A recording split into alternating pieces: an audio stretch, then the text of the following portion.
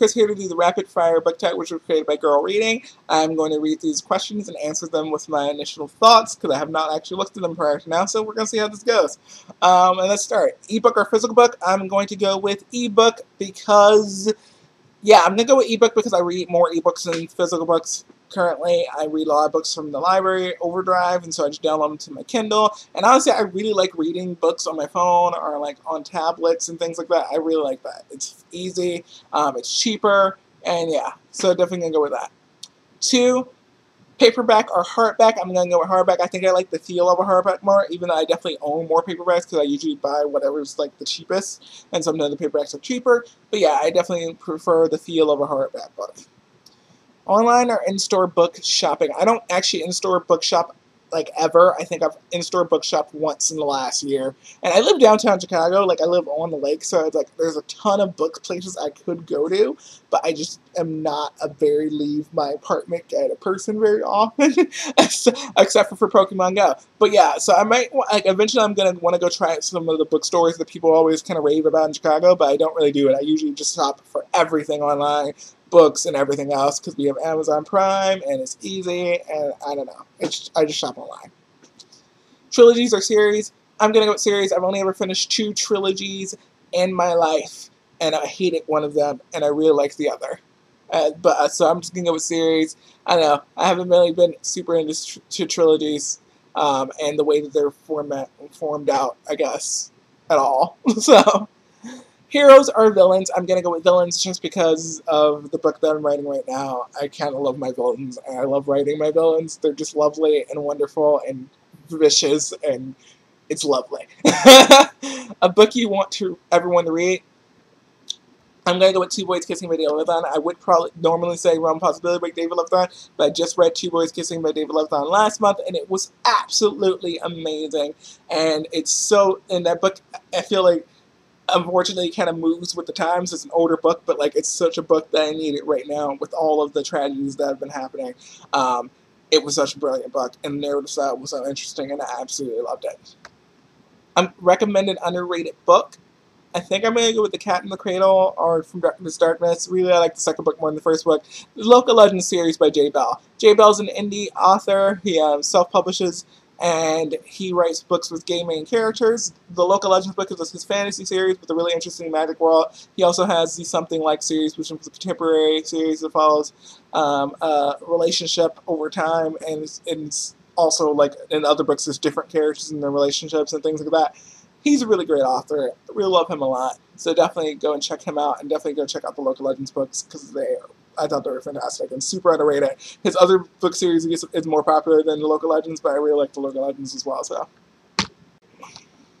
the last book you finished that was not otherwise specified by Hannah Moskowitz, which I really enjoyed. The last book you bought, the last book that I ordered, but my boyfriend technically bought, was You Know Me Well by David Levithan, which I'm super excited to read.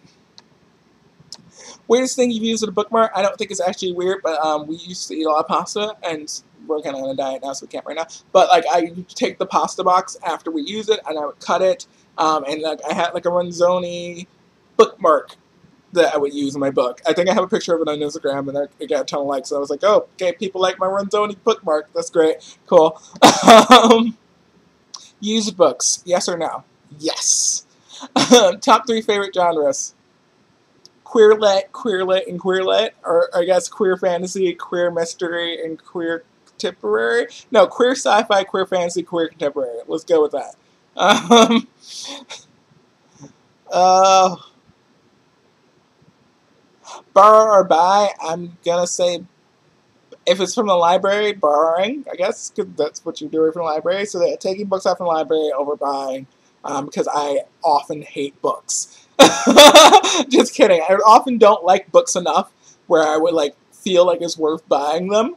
And then the books that I do like absolutely love from the library, I didn't put them on my list of books I want to own. You know what I mean? So like borrow over buying occasionally. But if it's like borrowing from someone else, then yeah, just buy, because I don't borrow books from other people. That's weird.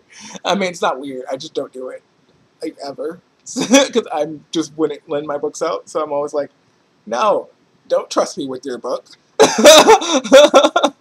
Characters or plot? I'm gonna go with plot, even though bad characters can completely just tank a book for me, aka not gonna mention the book, but but yeah, I'm gonna go with plot. Plot's so super important. Long or short books? I'm gonna go with it doesn't really matter. Short books, I guess it doesn't matter. Long or short chapters? Again, it doesn't matter. Your chapter can be varied and left, and I don't care. Like short chapter here, long chapter here.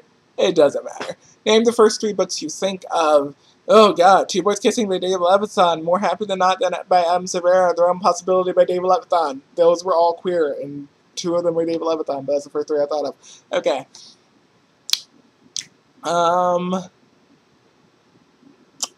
Books that make you laugh or cry.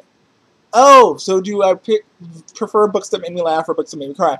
I'm just gonna, I would honestly, it doesn't matter. The thing is, a lot of books don't make me laugh. There are books that people think are funny that I don't get the humor in. There's characters that are supposed to be hilarious that I just don't get because I have a different sense of humor than other people. So just because there's not a lot of books that actually make me laugh, I'm gonna say books that make you cry.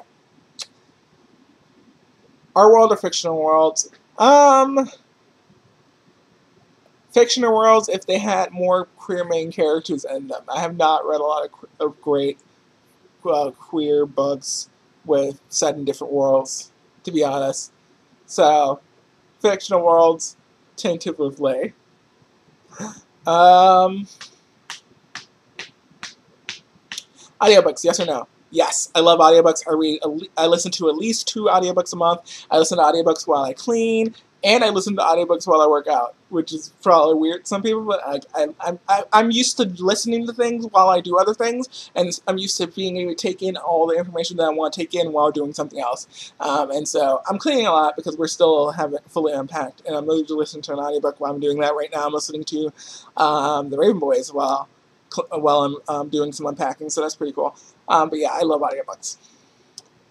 Do you ever judge a book by cover? No, honestly, people always like, oh, what's your best cover on your shelf? I don't know. That's always the hardest question for me. I'm like, so most of these covers, I'm like, they're just there. I don't think they're all that great. They're just books that I thought were interesting. It doesn't really matter what the cover is to me. I don't know, man. I don't know. Book to movie or book to TV? Book to TV, even though I don't really like any book to TV adaptations that are currently out. Don't watch Game of Thrones, never read the books, refuse to. And Shadowhunters was good. I actually like Shadowhunters because it doesn't take so long for Magnus and Alec to get together as it does in the freaking books.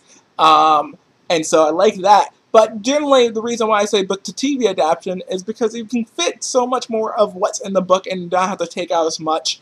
And even if you're already moving things around, you get more time to like really hit all of the major things in that book in a television show. I also like TV more than movies anyway, so yeah. Movie or TV show you prefer to book? I'm going to go with Mysterious Skin. The film was directed by Gregor Araki, the book was written by Scott Helm.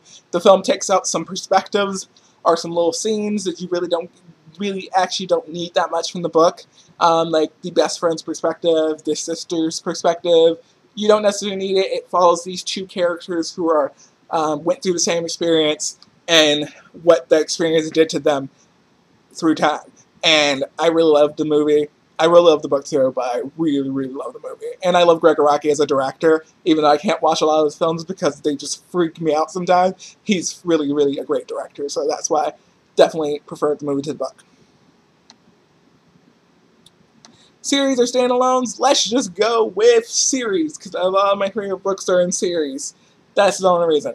Alright, that's it for this video. I hope you guys enjoyed it. If you did, you should like it and subscribe. I hope you guys are having a good morning, evening, or night, or wherever time it is as you're watching this video. I'll see you all next time. Bye.